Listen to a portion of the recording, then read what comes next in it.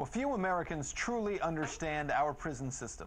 Even fewer realize that within the walls of prisons across America, an entire workforce has been developed, one that works for third world wages and actually accrues massive amounts of debt. Debt that can send someone back to prison even if they've served their time. Earlier this week, I spoke with author and journalist Chris Hedges, and I began by asking him to give me a basic understanding of some of these misconceptions that we have about America's prison complex. We have 25% of the world's prison population, 5% of the world's population. So prisoners under the 13th Amendment essentially work as in a form of neo-slavery for about $1.30 a day. We are seeing huge numbers of for-profit corporations from Chevron to Victoria's Secret to Target to Hewlett-Packard use or exploit prison labor. We have seen private corporations now become predatory within prison walls, phone companies charging 15 cents a minute, forcing you to prepay your plans with very high surcharges. You pay $10, you got to pay $3 to the phone company. The privatization of commissaries, where prices have risen by over 100%. I have a list of the 1996 commissary prices in New Jersey and the ones today.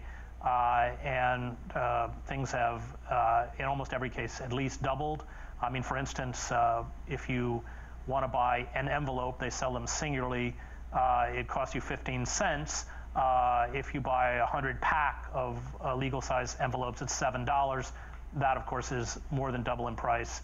Fines that are levied at the time of sentencing, and remember, these people are making $28 a month. They're working 8 hours a day. It takes them forever to pay their fines off.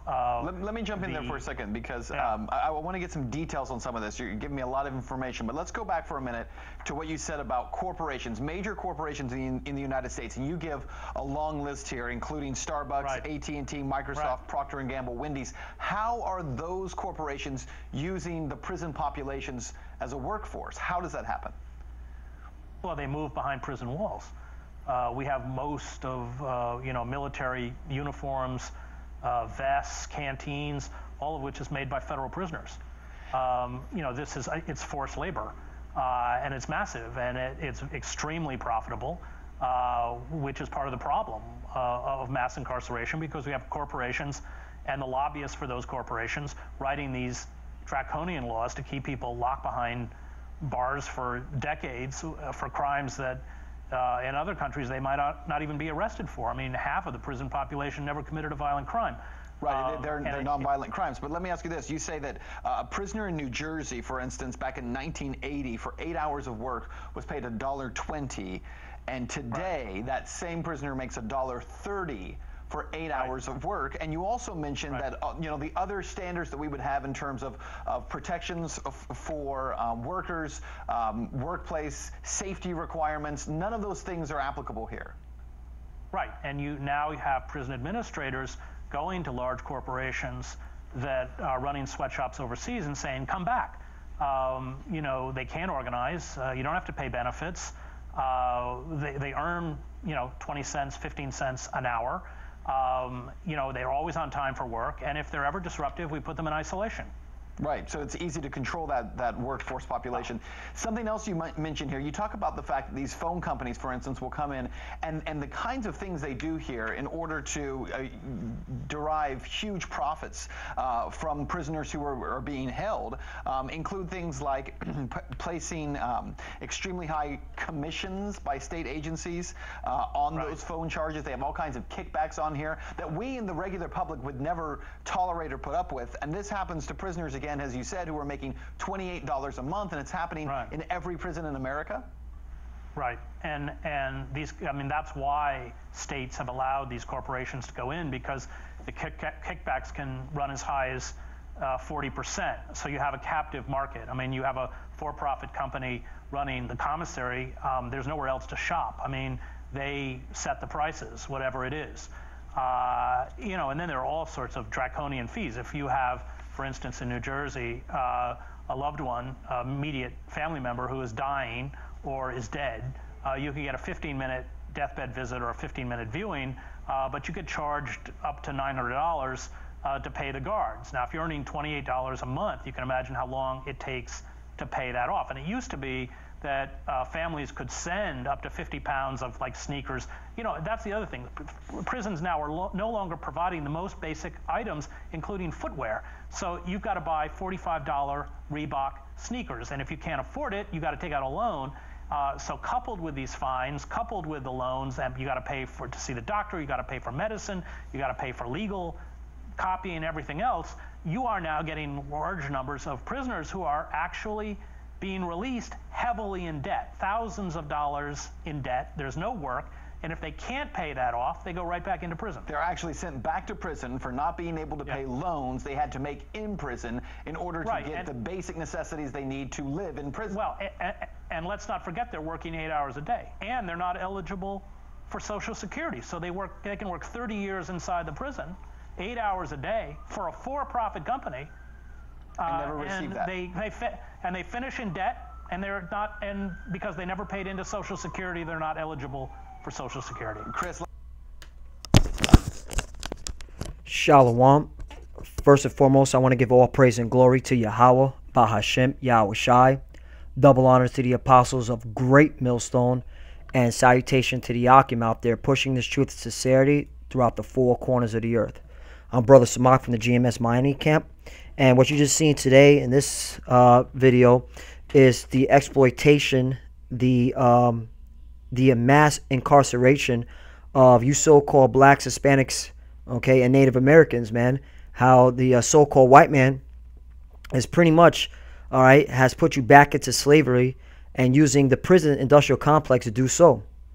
All right, and what you just heard from this video is not only are you getting cheap pay, but when you don't have enough money to buy basic necessities like soap, footwear, you got to take out a loan. And a lot of y'all that get out of the prison system, you have already debt coming out of the prison system. Okay, and who's doing this? All right, the so-called white man. So I'm just going to get into a couple of articles just to prove this case, as well as some scriptures to, just to show that you so-called black, Spanish, and Native Americans, our people, man, who are the 12 tribes of Israel, all right, we're being oppressed to this very day by the so-called white man. So this is from the Washington Post. This is Sessions issues sweeping new criminal charging policy. Right. This is Jeff Sessions. Now, Jeff Sessions is the Attorney General. Okay. He replaced Eric Holder when Eric Holder was serving on the Obama administration. Now this is Jeff Sessions, who's serving under the Trump administration. Now, obviously, you see him, a cracker, so-called white man. So you know his agenda. All right. Make sure, okay, in his agenda to exploit and put all so-called blacks, Hispanics, and Native Americans behind bars. All right, that's his main goal. That's his motive. This article goes on and says, Attorney General Jeff Sessions said Friday that he has directed his federal prosecutors to pursue the most severe penalties possible, including mandatory minimum sentences, in his first step toward a return to the war on drugs of the 1980s and 1990s, that resulted in long sentences for many minority defendants and packed U.S. prisons. Right. So he wants to go back to the war on drugs. And what does that mean? That means non-violent crimes. All right. People going to prison for non-violent crimes, which in this video, they said that majority of people that are in these prisons in America are for non-violent crimes. So this is all a setup to get you so-called black, Hispanics, Native Americans back behind bars, back working, okay, these as they call it, neocon slave labor camps. Pretty much a FEMA camp, all right? Let me see if there's any more on this article before I get to my first scripture. It goes on and says, right here, Sessions said prosecutors would have discretion to avoid sentences that would result in an injustice, but his message was clear. His Justice Department will be tougher on drug offenders than its predecessors.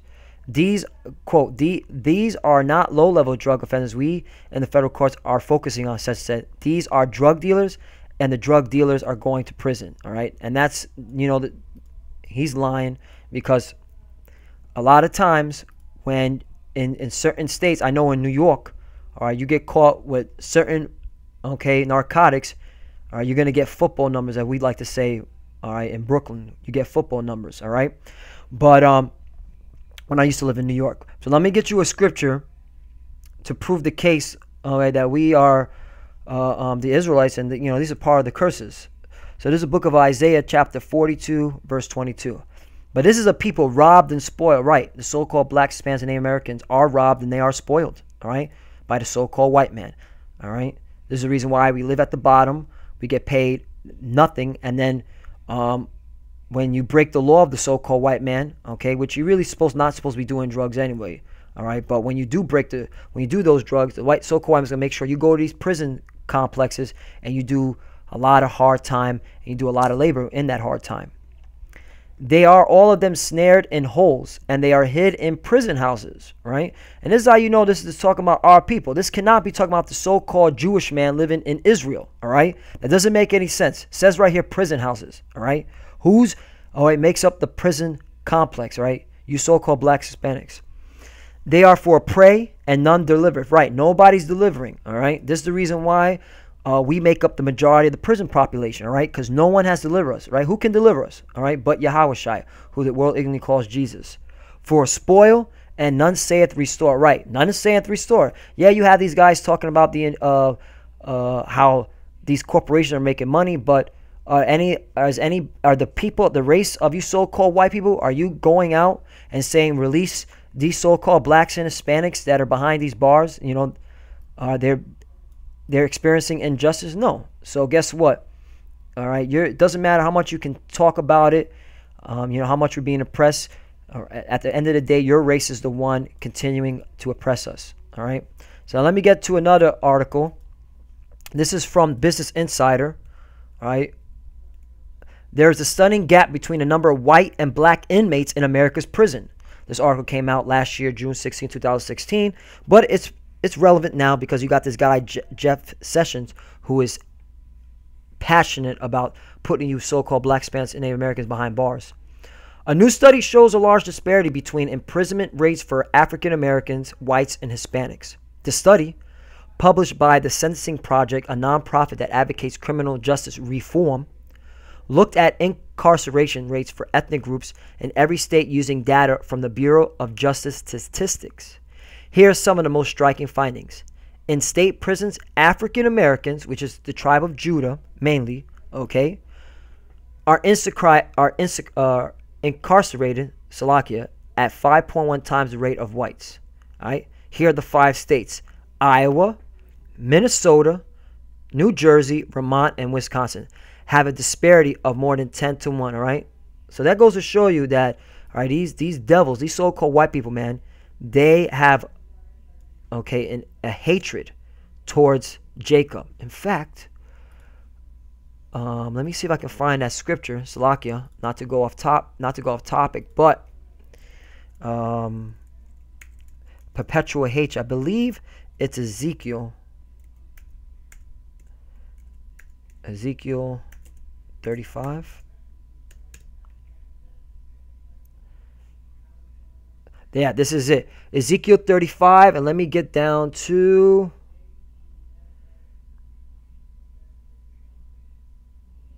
right here. Ezekiel chapter 35, verse 10. Because thou hast said, these 2 nations and these 2 countries shall be mine, and we will possess it, whereas the Lord was there. Right. And this is Ezekiel 35:1. Moreover, the word of the Lord came out to me, saying, Son of man, set thy face against Mount Seir. Now Mount Seir was one of the cities in Edom, right, where you so-called white people lived at, all right, during the biblical times. So when you see this, it's talking about you so-called white people, and prophesied against it, all right? So what you have right here is these 2 nations, which is the northern and southern kingdom, which is so-called you blacks, Hispanics, and Native Americans. The so-called white men saying that they will be mine and they will possess it, whereas the Lord was there. All right. And then I know there's another scripture too. Thy brother, hatred. Salakia. Let me see if I can find the other one. I believe it should be. Yeah, Obadiah 1, chapter 1, verse 10. For thy violence against thy brother, Jacob's shame shall cover thee, and thou shalt be cut off forever. Right. Because you showing violence to the so-called black, Hispanic, and Native American man. So you have hatred, you have violence against us, okay, hatred towards us. And if you look in Obadiah, chapter 1, verse 1, it says, the vision of Obadiah, thus saith the Lord, power concerning Edom. All right? So it's you so-called white people. You have nothing but violence. All right? You've possessed us. All right? You're saying that we're under your captivity. And, you know, that's the reason why, you know, the Lord's come back to judge y'all. And you can see it with here with these statistics in the prison system. 12. Let's go on. It says 12 states have prison populations that were more than half black. Alabama, Delaware, Georgia, Illinois, Louisiana, so on and so forth. You can read this. All right. And now if you want to look at Hispanics, it's right here.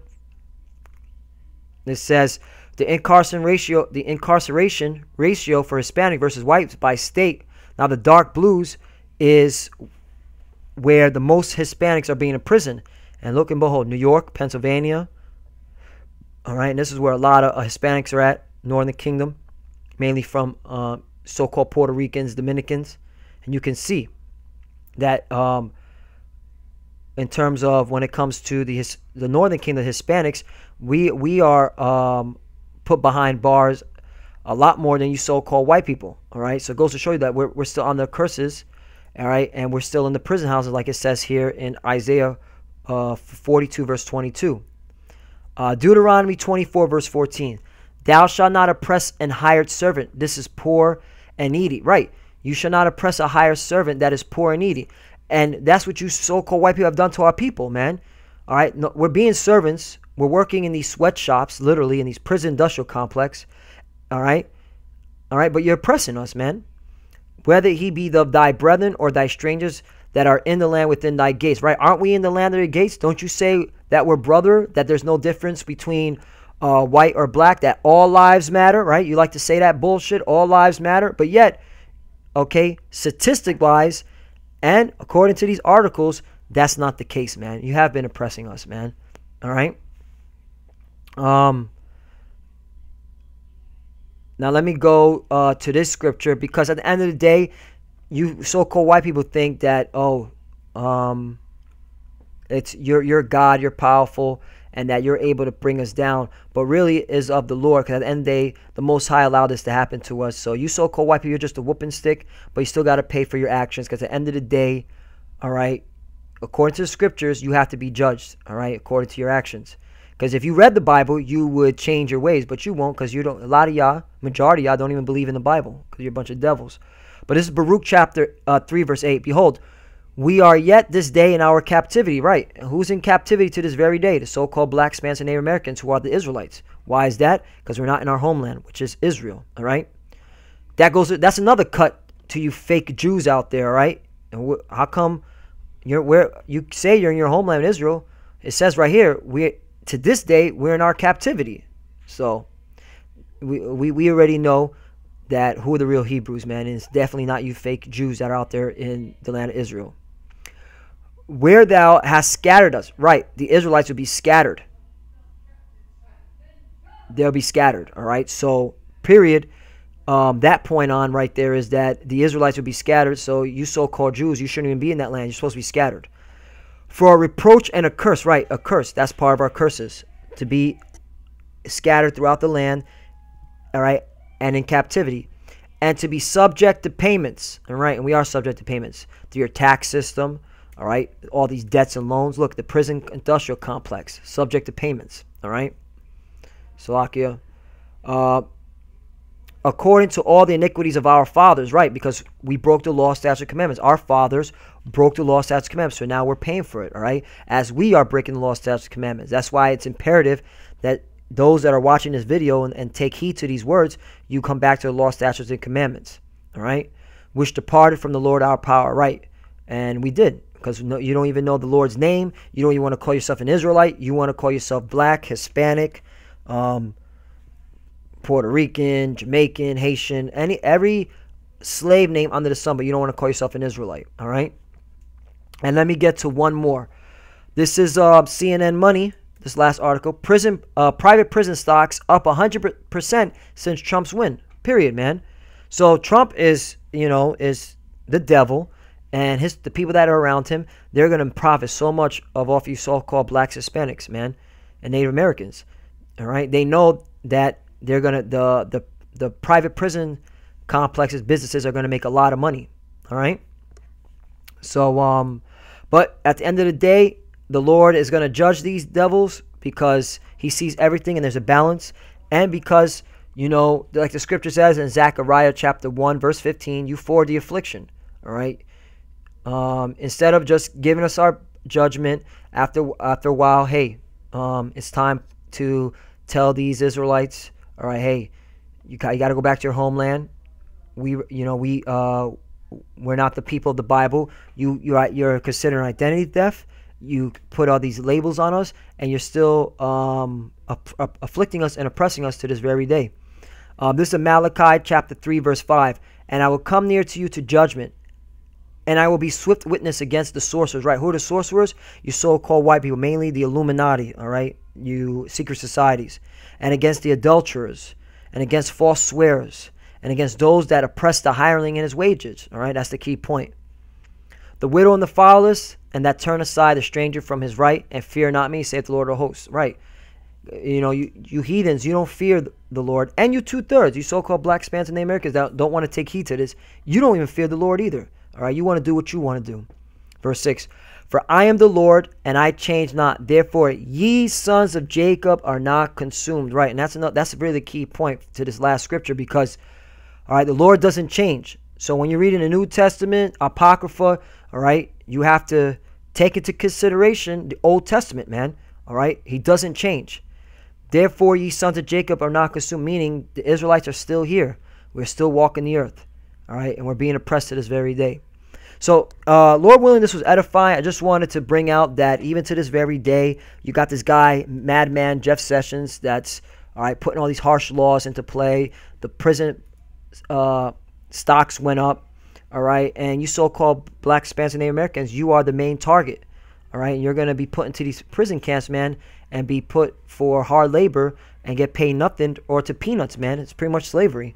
So this proving once again that we're in a time, all right, of great judgment. We're in a time of great persecution. So behoove you, all right, if you're listening to this, if you're a so-called black Hispanic Native American, to wake up, come to the law, statutes, commandments, come to your true power, all right, and get ready for the end of this kingdom, man, because this is all going to collapse. This is not going to last, all right. And with that, I want to give all praise and glory to Yahweh, Ba'ashem Yahweh Shai, double honors to the apostles of Great Millstone, and salutation to the Akim out there pushing this truth and sincerity throughout the four corners of the earth. Love you, brothers. Keep enduring. Keep the faith. As well as your sisters, all right, that are watching. Follow the commandments. Keep enduring. Keep the faith. We're almost out of here. And with that, you know our slogan, 1, 2, 3, death to America. Shalom.